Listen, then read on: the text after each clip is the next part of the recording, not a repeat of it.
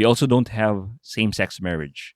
But for most of the countries, divorce sets the precedent for Mhm. same-sex marriage, because once you redefine marriage for it not to be permanent, there's no reason why Right. you can redefine it further.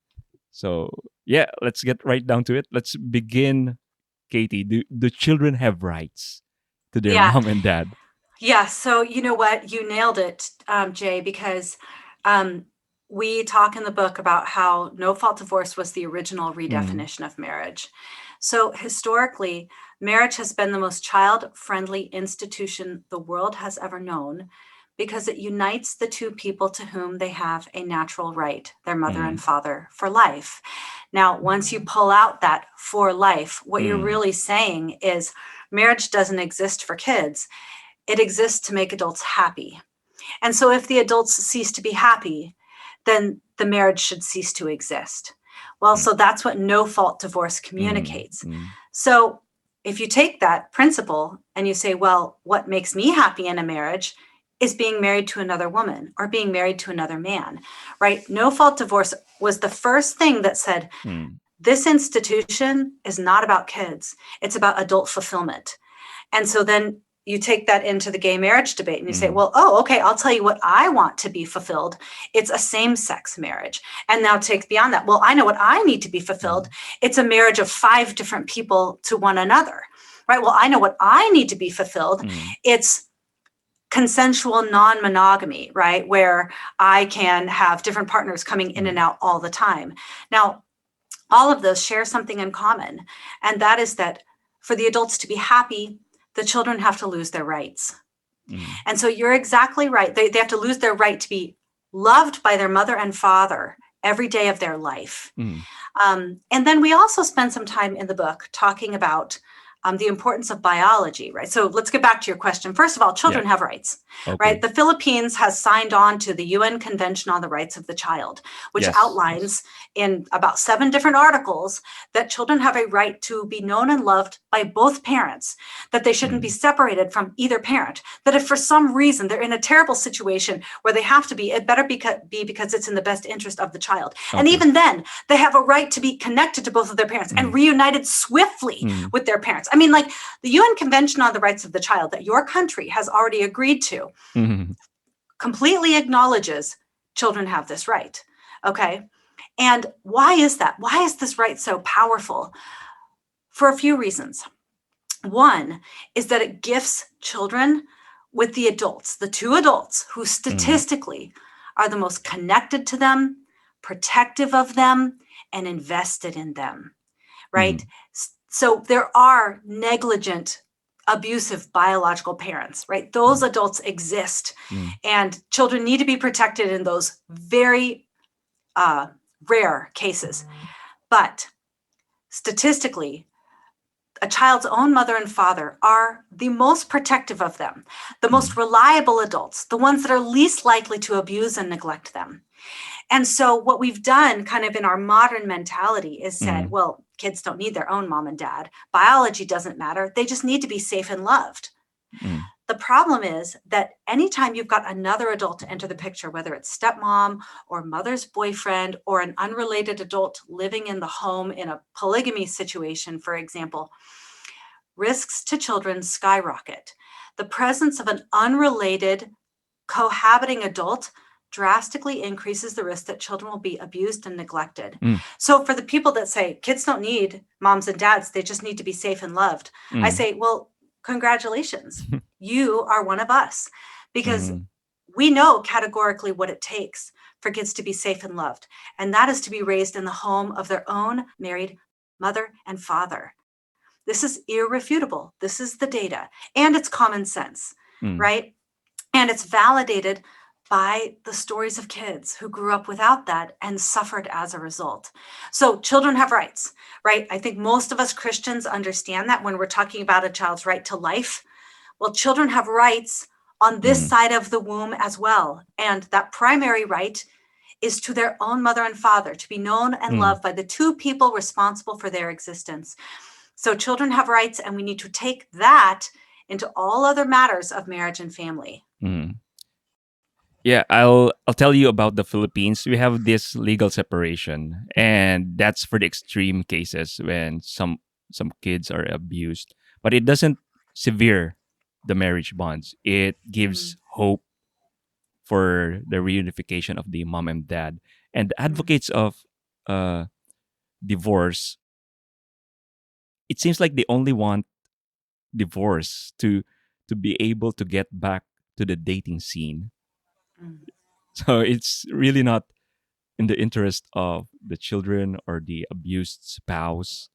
So I can't think of any reason why they would want divorce on top of that. Right. Well, and they want divorce because adult desire is the ultimate good, right? Yes, Their yes. primary objective is adult emotional fulfillment. Mm, Now, divorce wreaks havoc in a child's life. mm. It is in America, we call it an ACE, an adverse childhood experience. It is a Oh, okay. primary trauma, Uh-huh. right? That often leads to other traumas. So in the book, we talk a lot about how there's three staples of a child's social emotional diet, three Okay. things that they need to be nourished on, Mm, like daily doses of these three things. mm, And children obviously need a lot, right? They need education, they need friends, they need, some healthy training and mentoring when it comes to like relating to adults or whatever it is. But mm, if you do not have these three things, none of those other things are going to matter, right? And mm. those three staples of a child's social emotional diet are mother's love, Uh-huh. father's love, and stability. Mm, So, what divorce does now, and I agree with your system that you do need an exit strategy for extreme cases of abuse, mm, right? It is very important mm, for husbands or wives and children who are in danger because mm, of one of their parents to be able to exit that situation either temporarily or permanently. And most importantly, it's important that the community and the courts side with the innocent spouse. mm, They need to be prioritized when it comes to custody, when it mm, comes to the house and things like that. No fault divorce does not allow that to happen. No fault mm, divorce says it doesn't matter whether dad ran off with the secretary, right? mm, Or mom just decided that she wanted out one day and she's going to go shack up with somebody else.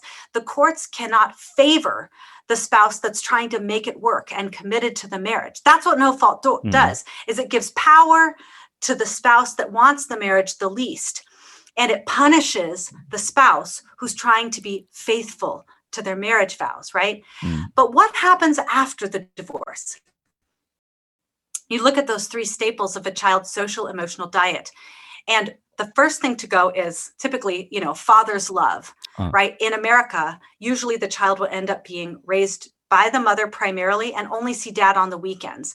But after 2 years, in America, mm, close to 50% of kids stop seeing their father altogether. It's very hard to remain connected to the parent you're not living with. mm, So let's say the parents have a perfect split, right? uh, Where they have a perfect custody agreement, 50-50. Kids are still being starved of 50% of mom's love or 50% of dad's love every day. They're still not getting what they need. They mm, deserve, crave, and benefit from 100% of mom and 100% of dad every day. Now, here's the next big problem with divorce uh, is it rips stability out from a child's life. If you mm, go to our website or if you read the book, what mm, you're going to find is divorce is not a one-time event for kids. It is the first event that triggers multiple losses, transitions, and additions and turmoil in a child's life. It's not just mom and dad split, move into a home next door, and that's how things stay. It's mom and dad split. Mom has her boyfriend move in with them. That boyfriend has two kids that come in. So mm, now their whole household has changed. Dad has to move to another state to take a different job. And so mm, now they're only seeing dad during the summer. Then mom and boyfriend, they break up, right? But mm, mom got pregnant. And so now they've got a sibling that's joining the home. Then dad marries another woman. She's got three kids too. So the summers that they go visit dad, they're now visiting dad and three siblings, right, that they quote don't unquote, know and yeah. they've never met. Yeah, that they only see 3 months out of the year, right? Uh, And then they come home and mom has now remarried somebody else. And so that's typically how it goes, right? You think that things are going to end when your divorce takes place and now that's going to be the new life. not for the kids. For the Uh-huh. kids, it's going to be nonstop transition and turmoil. And that instability has devastating effects on the life of a child. And if you don't believe me, you can read the book, you can read our Mm. stories, you can talk to, if you dare, any Mm. kids whose parents have gone through divorce and say, did you love it? How's that going for you? How are those 2 Christmases? Do they make up for the fact that you only see your father once a month? Mm. And the answer is no, right? Mm. Most of the time, divorce plunges children into instability and turmoil, and it has long lasting effects on their physical health, mental health, emotional health, relational health, academic health. Mm. There's no area of a child's life that improves post divorce, with the exception of those high conflict, violent marriages where it does offer an Mm. escape. But even in those situations, um, it's trading one less, very, very bad situation for another less than ideal situation. So there's no way to spin divorce where it's a child friendly process. It's always going to harm the children first. Mm.